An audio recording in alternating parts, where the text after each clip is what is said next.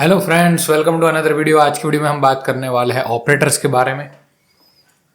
आगे वाले वीडियो में हमने वेरिएबल के बारे में, इनपुट आउटपुट के बारे में और कमेंट्स के बारे में देखा था। आज हम देखते हैं ऑपरेटर क्या होता है और किस किस प्रकार के ऑपरेटर होते हैं, कैसे कैसे हम उसे वेरिएबल के साथ लिखते हैं और कैसे कैसे काम करता है। तो मैंने यहाँ पर VS कोड में ऑपरेटर नाम की फाइल पहले से बना रखी है।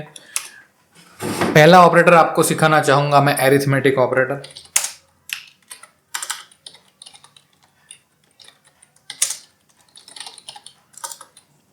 ये प्रकार के ऑपरेटर तो हम बचपन से पढ़ते आ रहे हैं, आपको मालूम ही है।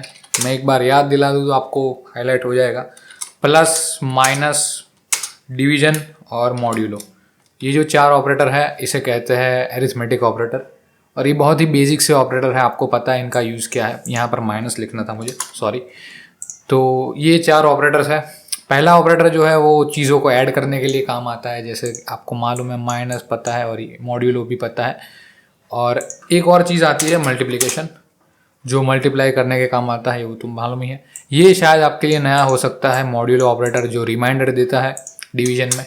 तो चलिए अरिथमेटिक ऑपरेटर सारे देख लेते हैं हम वेरिएबल के साथ कैसे यूज़ करते हैं और कैसे ये काम करते हैं, कैसे आउटपुट देते हैं। ओके, तो मैं पांचों ऑपरेटर के आपको एक एग्जांपल दूंगा और उसके बाद हम आगे बढ़ेंगे। सी आउट, पहले मैं यहाँ पर एक वेरिएबल बना देता हूँ, int num1 and num2। Okay, उसके बाद num1 is equals to 50 and num2 को हम कर देते हैं यहाँ पर, मान लो हम कर देते हैं 10, अभी के लिए 10 कर देते हैं। ओके, यहाँ पर सी आउट में मैं लिखना चाहूँगा num1 प्लस num2 और उसके बाद यही चीज़ कॉपी कर देता हूँ, इसको छोटा कर देते हैं हम। दो बार लिखने की कोई ज़रूरत नहीं है भाई कॉपी अगर हम कर सकते हैं तो। और यहाँ पर इज इक्वल्स टू लिखना पड़ेगा तो आउटपुट अच्छा दिखेगा। और एंडल भी लगा देना यार। एंडल क्या होता है आपको मैंने बताया था, एंडल जो होता है वो लाइन को ब्रेक करने के लिए काम आता है और चीज़ों को नई लाइन से शुरू करने के लिए काम आता है। अब अगर मैं इसे रन करूँगा तो नो सरप्राइजेज यार, यहाँ पर आउटपुट आने वाला है 60, यानी कि 60 आने वाला है आउटपुट। देखना, देखो 60 आ गया है आउटपुट हमारा। और ये है हमारा पहला ऑपरेटर, प्लस, फिर माइनस, फिर ये जो है वो है हमारा डिवीजन, ये मल्टीप्लिकेशन और ये मॉड्यूलो। इसको मैं जल्दी से कॉपी करता हूँ 5 बार। ये मैंने कैसे किया आपको ये लग रहा होगा, मैंने Ctrl+D दबा के कॉपी किया है, लेकिन आप में ये डिफ़ॉल्ट नहीं आता, VS कोड में ये डिफ़ॉल्ट नहीं आता। मैंने यहाँ पर सेट किया है शॉर्टकट। तो कैसे शॉर्टकट सेट करना है मैं आपको बता देता हूँ। यहाँ पर आपको गेयर आइकन पे क्लिक करना है, कीबोर्ड शॉर्टकट्स पे जाना है और यहाँ पर सर्च बॉक्स में लिखना है कॉपी लाइन डाउन। तो ये जो आपको पहला ऑप्शन दिखेगा यहाँ पर, ये पहले से Ctrl+D नहीं होता, ये कुछ और होता है। या जैसे कि शिफ्ट एल्टर अप एरो है कॉपी लाइन अप के लिए, तो शिफ्ट एल्टर और डाउन एरो होगा पहले से डिफ़ॉल्ट में। और यहाँ पर आपको इससे एडिट करके कर देना है Ctrl+D, जो मैंने पहले किया हुआ है इसलिए अभी Ctrl+D बता रहा है। आपको Ctrl+D कर देना है, तो Ctrl+D से क्या होगा, चीज़ें जो होती हैं वो डुप्लीकेट हो जाएगी। आप Ctrl+D दबाओ तो डुप्लीकेट हो जाएगी, Ctrl+Z से तो आपको मालूम ही है। अभी यहाँ पर मैंने 5 बार किया है तो मैं सारे ऑपरेटर्स यहाँ पर लिख देता हूँ। और एक चीज़ बताना चाहूँगा, अगर आप Alt दबाओगे, कीबोर्ड में आप Alt दबाओ और जहाँ जहाँ पर भी आपको चाहिए लिखना है आपको 2 बार, तो वहाँ पर आप क्लिक करो। देखो, तो मल्टी कर्सर फंक्शनलिटी कहते हैं इसको। आप Alt दबाओ और कहीं भी आप अपना कर्सर बना सकते हो, मल्टी कर्सर बना सकते हो। देखो, और अगर आप मिटाना चाहते हो सारे कर्सर तो कहीं भी ब्लैंक स्पेस पे कहीं भी क्लिक कर दो तो एक कर्सर आ जाएगा अपना जो था वो। तो यहाँ पर मैं मल्टी कर्सर फंक्शनलिटी का यूज़ करता हूँ और यहाँ पर माइनस कर देता हूँ। इससे क्या होता है, चीज़ें आसान हो जाती हैं, फास्ट हो जाती हैं, 2 बार लिखने की ज़रूरत नहीं पड़ती। और यहाँ पर मैं करूँगा डिवीज़न और यहाँ पर हम कर देंगे मॉड्यूलो, ये 2 जगह पर। तो ये हो गया हमारा मल्टी फंक्शनल, मैंने आपको बताया। यहाँ पर सब कुछ सही है ही नहीं, ये ऑरेंज क्यों आ रहा है भाई। हाँ सही है, चलो अब इसे मैं रन करता हूँ, देखना आप क्या आता है आउटपुट। सारे आउटपुट्स को हम देखेंगे ध्यान से क्यों कौन सा आउटपुट आ रहा है। ऑपरेटर क्या काम आते हैं मैं तो आपको बताया, अगर नहीं बताया तो कह दूँ कि दो वेरिएबल के बीच में ऑपरेशन करने के लिए काम आते हैं। और सिर्फ दो वेरिएबल के बीच में नहीं, आपको अगर 15 वेरिएबल आपके हाथ में दे दिए जाए तो भी आप ऑपरेशन कर सकते हो। कितने भी वेरिएबल के अंदर आप ऑपरेशन कर सकते हो, ऐसा कुछ लिमिट नहीं है। लेकिन ऑपरेटर जो होते हैं वो ऑपरेशन कराने के लिए काम आते हैं दो या दो से ज़्यादा वेरिएबल के बीच में। कई ऑपरेटर ऐसे भी होते हैं जिसे यूनरी ऑपरेटर कहते हैं, जो सिर्फ एक ऑपरेंड पे काम करते हैं, यानी अगर एक नंबर हुआ तो उस पर भी ऑपरेशन कर देंगे। कई ऑपरेटर ऐसे भी हैं, वो भी हम देखेंगे। अभी के लिए आप समझ लो एरिथमेटिक ऑपरेटर्स में ये है, ये बेसिक्स है। और भी दो है, आपको बता दूंगा इसी वीडियो में बता दूंगा आपको। तो देखो आउटपुट हमारा पहले आ रहा है 60, यानी 50 + 10 होता है 60, 50 - 10 40, 50 × 10 500, और यहाँ पर मैंने किया है 50 / 10 यानी 5। तो यहाँ पर 5 आ गया है, ये जो डिवीजन है वो। और यहाँ पर 0 आ रहा है, ये क्या है, ये मॉड्यूलो हमने यूज़ किया और 0 आ रहा है। तो यहाँ पर 0 क्यों आ रहा है? अब मैं एक चेंज करना चाहूँगा यहाँ पर मैं 51 लिख देता हूँ। अब देखना, अब मैं रन करता हूँ क्या होता है। अब रन किया मैंने, तो यहाँ पर देखो मॉड्यूलो में 1 आंसर आ रहा है। ये क्या कर रहा है पता है आपको? मॉड्यूलो ऑपरेटर मैं यहाँ पर समझाना चाहूँगा, बाकी बेसिक से ऑपरेटर है आपको पता चल ही जाएंगे, फिर भी मैं मॉड्यूलो ऑपरेटर एक बार समझा देता हूँ। मॉड्यूलो ऑपरेटर जो होता है वो क्या करता है, मान लो 51 को हमें डिवाइड करना है 10 से, तो यहाँ पर मैं लिख देता हूँ 51 / 10। अब मॉड्यूलो ऑपरेटर क्या करेगा, 10 को 51 से डिवाइड करने की ट्राई करेगा। ओके, डिवीजन ऑपरेटर पहले ये करने की ट्राई करता है। तो यहाँ पर कैसे होगा, तो 10 × 5, इससे क्या होगा 50 मिलेगा आउटपुट। और उसके बाद हमें करना है +1, तो +1 कर देंगे तो हमें मिल जाएगा 51। तो ये जो 1 रहा ना, ये 1 जो ऊपर का रह गया इसे रिमाइंडर कहते हैं। और ये जो रिमाइंडर होता है ना, वही रिटर्न करता है अपना मॉड्यूलो ऑपरेटर। देखो अभी मैं रन करता हूँ, देखो यहाँ पर आ रहा है 1। तो ये 1 जो है वो हमें मॉड्यूलो ऑपरेटर से मिल रहा है। अगर मैंने यहाँ पर 2 लिख दिया होता ना, तो यहाँ पर हो जाता 52, और यहाँ पर हो जाता 52, और यहाँ पर भी हो जाता 52। तो यहाँ पर मॉड्यूलो जो है वो बन के आता 2। तो जो 2 है वो हमारा रह जाता मॉड्यूलो ऑपरेटर से अपना आउटपुट। तो 2 है वो, ये है आउटपुट। अगर मैं यहाँ पर 55 लिख देता ना, 55 नहीं सॉरी 60 लिख देता ना अगर, तो कुछ रिमाइंडर नहीं आएगा। क्यों? क्योंकि 10 डिवाइड कर सकता है, सीधा सीधा डिवाइड कर सकता है 10 60 को 6 से। 10 में मल्टीप्लिकेशन कर दो 6 का, तो हो जाएगा डिवीजन 60 का। तो उसमें कोई रिमाइंडर नहीं बचता। समझ रहे हो मैं क्या बोल रहा हूँ? तो रिमाइंडर नहीं बचेगा तो रिमाइंडर क्या आएगा, 0 आएगा। तो ऐसे ही चीज़ें काम करती है। और यहाँ पर मैं लिख देता हूँ 60, यार 60 अच्छा लगेगा। अब देखो रन करूँगा तो 0 आएगा, लेकिन यहाँ पर भी मुझे सुधारना पड़ेगा। कमेंट में सुधारने से क्या होगा यार, है जी। चलिए देखो 0 आ रहा है अपना। 0 क्या है, वो 0 रिमाइंडर, यानी कि कुछ भी शेष नहीं बचता, कुछ भी नीचे नहीं बचता है, इसलिए मॉड्यूलो रिटर्न करता है। तो आई होप गाइस आपको समझ आ गया होगा मॉड्यूलो ऑपरेटर कैसे काम करता है। मॉड्यूलो के आगे मल्टीप्लिकेशन ऑपरेटर है, वो तो आपको मालूम है। उसके आगे है अपना डिवीजन ऑपरेटर। तो ये रहा डिवीजन ऑपरेटर, इसके बारे में थोड़ी बात करना चाहूँगा। मैं यहाँ पर थोड़ा चेंज करता हूँ, ट्विस्ट लाता हूँ कहानी में, 57 लिखता हूँ। अब मॉड्यूलो में यहाँ पर क्या डिवीजन में यहाँ पर कौन सा जवाब आएगा, आपको क्या लगता है? देखो यहाँ पर 5 आ रहा है, लेकिन यहाँ पर तो हमने 57 डाला था। तो 57 को अगर हमने 10 से डिवाइड किया तो नंबर, तो रिजल्ट आना चाहिए 5.7। ओके 5.7 रिजल्ट आना चाहिए, लेकिन यहाँ पर आ रहा है रिजल्ट 5। ओनली 5 क्यों आ रहा है? क्योंकि यहाँ पर हमने दोनों नंबर इंटीजर्स लिए। जब भी दो नंबर अगर आप इंटीजर लोगे और दो इंटीजर नंबर के बीच में आप ऑपरेशन कराओगे, दो या दो से ज़्यादा इंटीजर्स, ओनली इंटीजर्स के बीच में जब आप ऑपरेशन कराओगे तो रिटर्न में जवाब इंटीजर में ही मिलेगा। और 5.7 जो है वो एक फ्रैक्शन नंबर है, जो फ्लोटिंग पॉइंट नंबर है, वो एक इंटीजर नहीं है। इसलिए सिर्फ जो फ्रैक्शन वाला पार्ट है वो हमारा कंप्यूटर हटा देता है, मेमोरी में से स्टोर नहीं हो सकता, और आपको सिर्फ देगा 5। और अगर आप फ्लोट में आंसर देखना चाहते हो इसी चीज़ का, तो आप कर सकते हो टाइप कास्टिंग।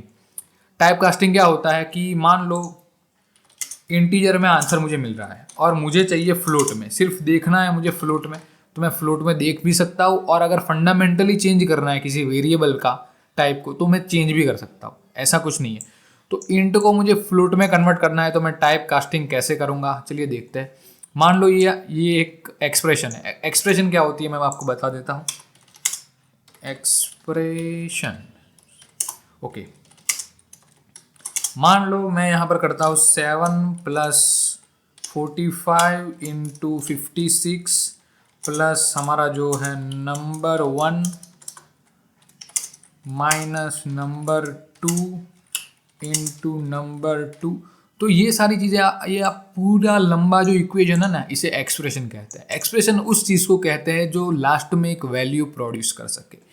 ये चीज़ ना अगर जाएगी ना कंप्यूटर में या फिर कैलकुलेटर में, तो ये लास्ट में एक वैल्यू प्रोड्यूस करेगी, एक सिंगल वैल्यू प्रोड्यूस करेगी। तो जो चीज़ें वैल्यू प्रोड्यूस कर सके लास्ट में और सिंगल चीज़ में, उसे कहते हैं एक्सप्रेशन।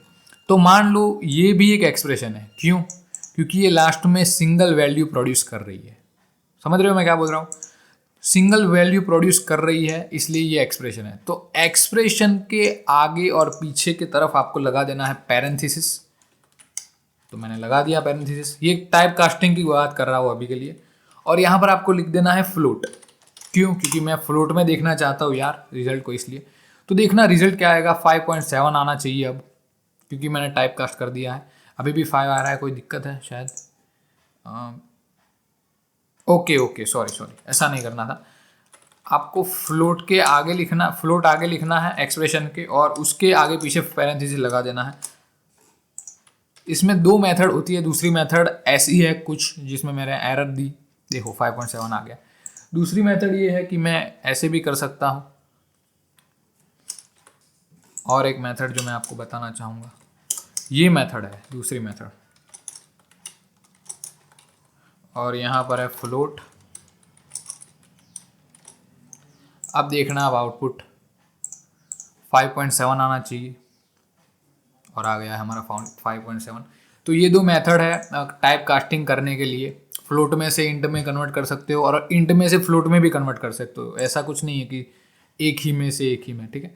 तो ऐसे होता है हमारा टाइप कास्टिंग। ये मैंने टाइप कास्टिंग बता दिया। एरिथमेटिक ऑपरेटर हमारे कंप्लीट हो गए। मैंने बताया आपको कि जो अगर 2 नंबर इंटीजर होवे तो उनके आउटपुट इंटीजर में ही मिलेगा, आपको फ्लोट में नहीं मिलेगा। अगर आपको फ्लोट में चाहिए तो या आपको एक वेरिएबल फ्लोट में रखना पड़ेगा, या तो फिर आपको टाइप कास्टिंग करनी पड़ेगी। दोनों में से एक तो करना पड़ेगा। एरिथमेटिक ऑपरेटर खत्म हो गए। और भी 2 ऑपरेटर है एरिथमेटिक में, मैं आपको बता दूं, जो है यूनरी ऑपरेटर्स है, यानी उसमें 2 ऑपरेंड की कोई ज़रूरत नहीं है। प्लस प्लस और दूसरा है माइनस माइनस। ये क्या करेगा, नंबर को 1 से इंक्रीमेंट कर देगा प्लस प्लस, और माइनस माइनस जो है वो नंबर को 1 से डिक्रीमेंट कर देगा। मान लो अभी के लिए हमारा नंबर 2 है, वो क्या है, 10 है। ओके, अगर मैं नंबर 2 को डिक्रीमेंट करना चाहूँ तो मैं क्या करूँगा पता है आपको, नंबर 2 माइनस माइनस। इससे क्या होगा, नंबर 2 जो है वो डिक्रीमेंट हो जाएगा 1 से, यानी नंबर 2 की वैल्यू अब हो जाएगी 9। सी आउट करता हूँ।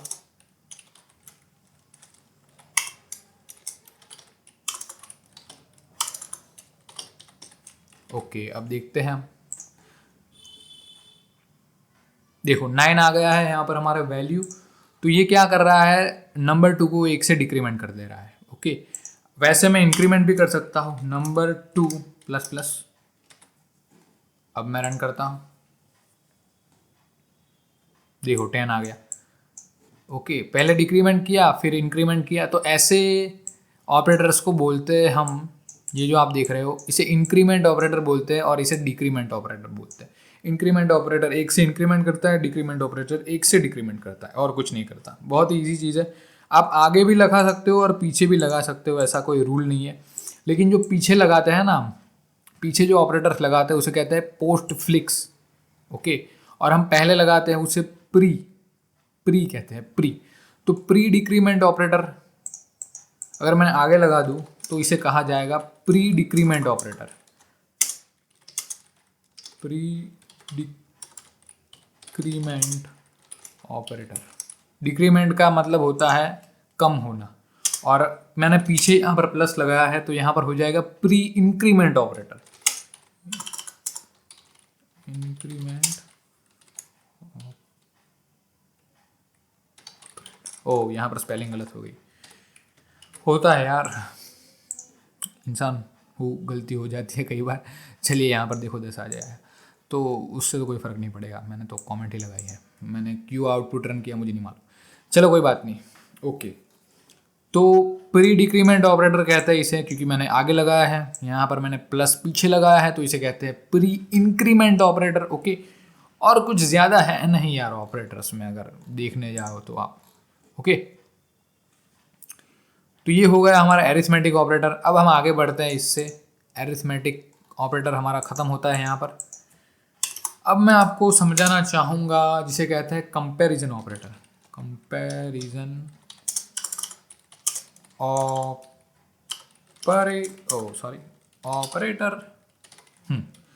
कंपैरिजन ऑपरेटर यार नाम से ही सजेस्ट कर रहा है कि कंपैरिजन ऑपरेटर कंपेयर करने के लिए काम आता है, ठीक है। इसे दूसरा नाम भी है इसका, इसे कहते हैं रिलेशनल ऑपरेटर भी कहते हैं। हाँ जी, रिलेशनल।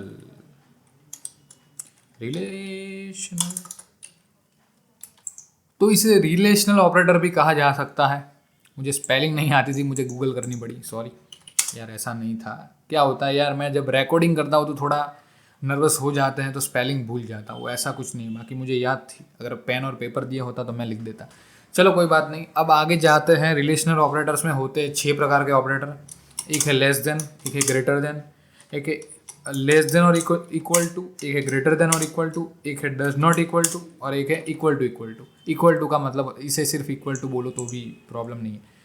अब देखो, लेस देन और ग्रेटर देन तो आपको मालूम है क्या काम आता है। देखो जहाँ लेस देन के किस काम आता है, लेस देन ऑपरेटर जो है वो नंबर 1 या नंबर 1 वो नंबर 2 से छोटा है या बड़ा है उससे कंपेयर करने के लिए काम आता है। तो इसीलिए मैंने यहाँ पर लिखा है कंपैरिजन ऑपरेटर।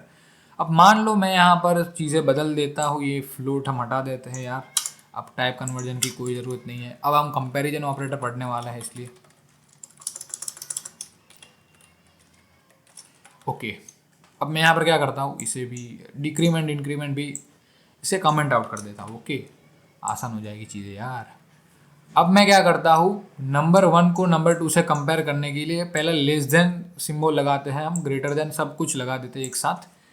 एल्ट दबाओ, मल्टी कर्सनल फंक्शनलिटी का यूज़ करो और उसके बाद मज़े करो। VS कोड बहुत ही बढ़िया कोड एडिटर है, इसलिए मैंने आपको इंस्टॉल करवाया है यहाँ पर। और यहाँ पर करना है आपको, आई थिंक ऐसा कुछ करने की ज़रूरत रहेगी। और यहाँ पर आपको करना है इक्वल टू, और एक चीज़ यहाँ पर एंड लिखना था। ओ चलिए जी, हो गया है। अब इसको मैं फिर से कॉपी कर देता हूँ। ओके, क्या हो रहा है, कौन सी दिक्कत है, एंडल में क्यों एरर आ रही है। यूजिंग नेम स्पेस एसटीडी तो सही लगाया मैंने। ओके, तो यहाँ पर एरर सिर्फ इतनी है कि यहाँ पर आपको पैरेंथेसिस लगानी पड़ेगी आगे पीछे, वरना दिक्कत आएगी। मैं यहाँ पर एल्ट दबा के बहुत सारे मल्टी कर्सर बना देता हूँ और हम पैरेंथेसिस लगा देते हैं, ठीक है। तो क्या बढ़िया रहेगा हमारे लिए। Alt Alt Alt Alt Alt. Okay, तो देखो ये हो गया है हमारा मल्टी कर्सनल फंक्शनलिटी का यूज़ हमने कर दिया है। अब देखना पहले में क्या रिटर्न करता है। फिर भी यहाँ पर कोई एरर आ रही है। ओके, तो यहाँ पर मुझे करना चाहिए था। ओके, अब देखो मैंने आपको इसके आगे वाले वीडियो में बताया था Boolean operator, Boolean data type. Boolean data type क्या होता है, यहाँ पर थोड़ा समझा देता हूँ आपको।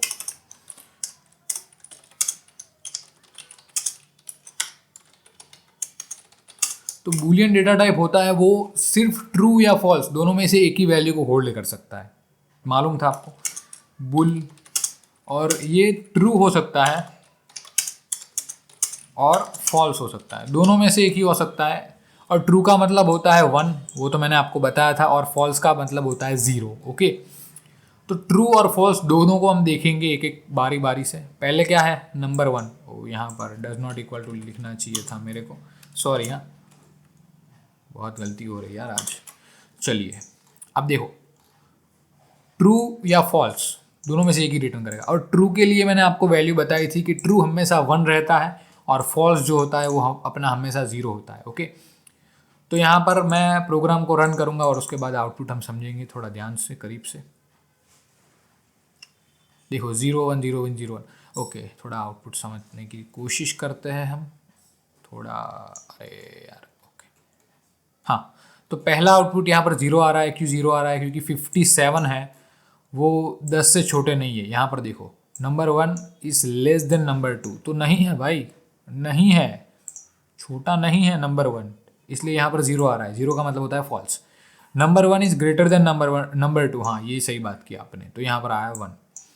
उसके बाद है नंबर 1 इज लेस देन और is equals to number 2, less than और इज इक्वल टू, तो यहाँ पर हमारा आ गया है 0।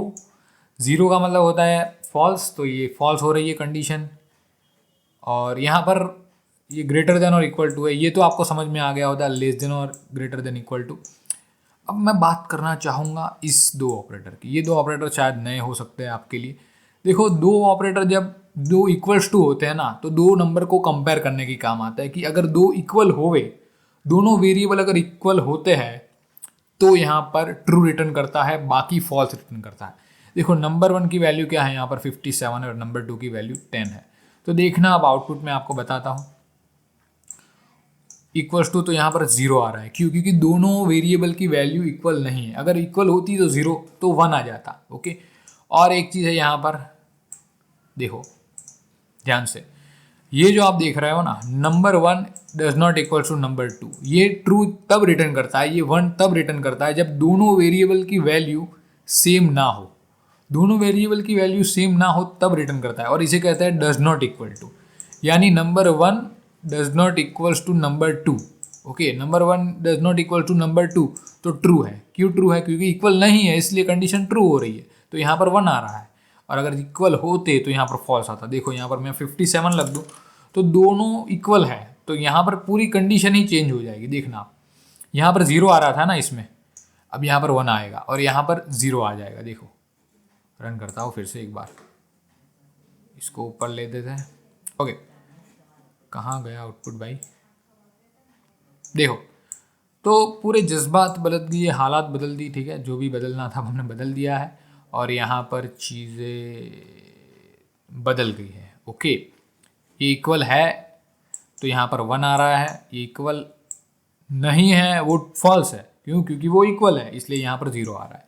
तो ये था हमारा, क्या बोल रहे हैं, इसे कहते हैं रिलेशनल ऑपरेटर या फिर कंपैरिजन ऑपरेटर्स। ओके, तो ये हो गया हमारा कंपैरिजन ऑपरेटर। अब थोड़ा आगे बढ़ते हैं हम चीज़ों की तरफ। अब हम आते हैं लॉजिकल ऑपरेटर्स पे। बहुत सारे कमेंट लगा दिए यार, चलो कोई बात नहीं, मैं यहाँ नीचे से शुरू करता हूँ, उसमें क्या है, कहीं भी शुरू कर सकते हैं आप। Logical operator, okay, logical operator देखते हैं क्या होता है C++ में। लॉजिकल ऑपरेटर तो 3 ही होते हैं, आपको घबराने की कोई ज़रूरत नहीं है। इसे कहते हैं नॉट ऑपरेटर, इसे कहते हैं एंड ऑपरेटर, और इसे कहते हैं और ऑपरेटर। तो नॉट ऑपरेटर क्या होता है? मान लो कोई कंडीशन ट्रू है, मान लो कोई कंडीशन ट्रू है, यहाँ पर मैं करके लिखता हूँ सी आउट, सॉरी, यहाँ पर मैं लिख दूँ ट्रू। कोई कंडीशन ट्रू है, मुझे वेरिएबल का अभी कुछ लेना देना ही नहीं है वेरिएबल से। अब ये जो होती है लॉजिकल ऑपरेटर, वो क्या करता है, लंबे लॉजिक्स लिखने में काम आता है। लंबे लॉजिक लिखने का मतलब होता है कि जब जब आपको दो फॉल्स या दो ट्रू को अगर इवेल्यूट करना होगा, दो फॉल्स या दो ट्रू, या फिर दो से ज़्यादा फॉल्सेस या ट्रूस को अगर आपको इवेल्यूट करना है, तो काम आता है लॉजिकल ऑपरेटर। मान लो एक कंडीशन ट्रू है, तो यहाँ पर आउटपुट क्या आ जाएगा, आपको मालूम है क्या आएगा, 1 आएगा। ओके, बहुत सिंपल सी चीज़ है यार, 1 आना चाहिए। देखो 1 आ रहा है, इसको मैं कमेंट आउट कर देता हूँ, ये बहुत परेशान कर रहा है मुझे। ओके, अब ट्रू के लिए यहाँ पर क्या आ रहा है, 1 आ रहा है, मैंने आपको बताया। नॉट ऑपरेटर क्या करता है पता है आपको? ये पहला ऑपरेटर की बात हो रही है, इसे कहते हैं नॉट ऑपरेटर। नॉटी नहीं, नॉट ऑपरेटर कहते हैं।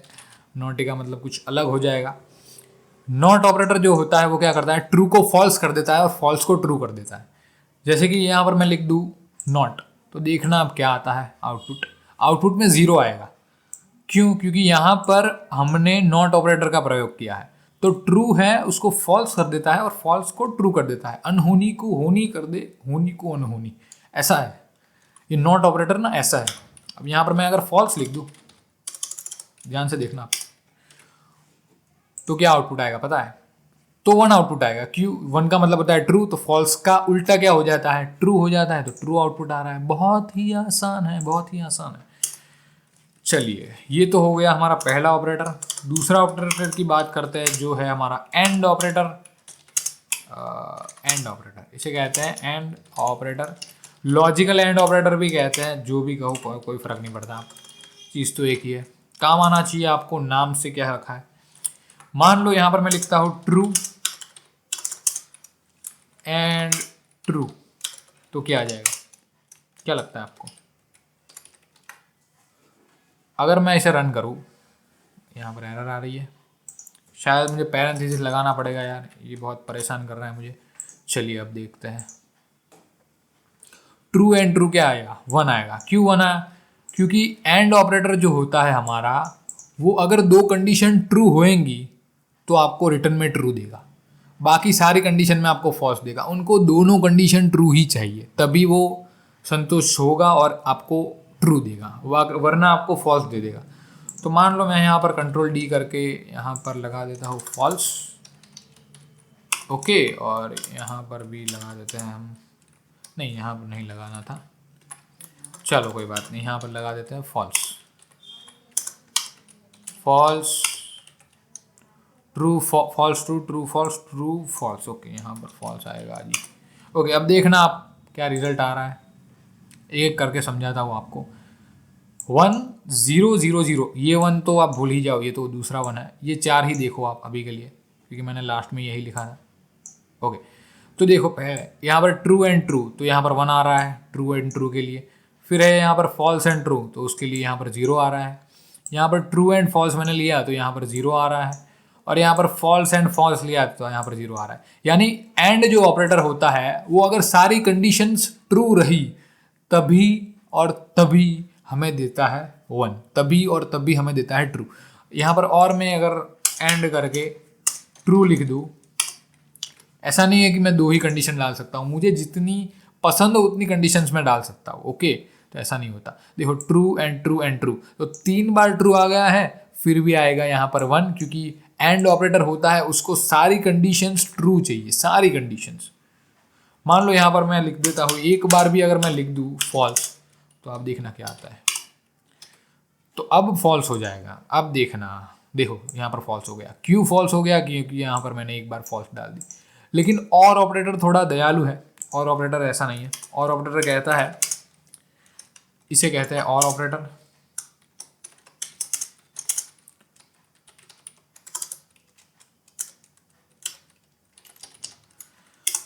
ये ऑपरेटर क्या कहता है कि भैया कंपाइलर, तुम मुझको सिर्फ एक ट्रू ला दो, मैं ट्रू कर दूंगा। अगर एक से ज़्यादा होए तो बात है ही नहीं। तुम मुझको सिर्फ एक ट्रू ला दो, मैं ट्रू कर दूंगा। तो देखो यहाँ पर मैं इसे मिटा देता हूँ और इसको ही हम कॉपी कर देते यार, बहुत बहुत मस्त चीज़, कंट्रोल भी। और यहाँ पर मैं मल्टी कर्सनल फंक्शनलिटी का यूज़ करता हूँ, ओ सॉरी,